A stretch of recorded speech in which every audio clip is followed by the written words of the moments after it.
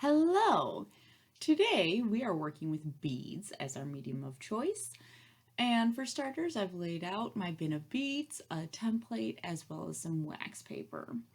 Many of you, I'm sure, have done this artwork before, but it's still fun to bring back.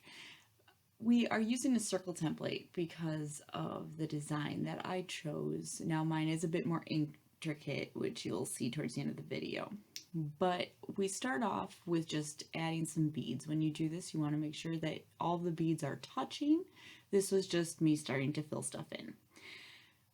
When you're done putting the beads where you want them to be, you want to make sure you warm up an iron, and you're going to place wax paper on top so you can melt the beads. Now, in this picture, you can see some of the residue because I had to do several layers at a time to get all the beads to be added. I couldn't just use this circle template as it was. I had to add different segments of it. When you're done with that, you peel the wax paper off, and if there's any residue left over like this, you can just run it under some warm water, use some dish soap if you need to. Even if you use parchment paper instead of wax paper, either way, you can just rinse that off and it looks fine afterwards.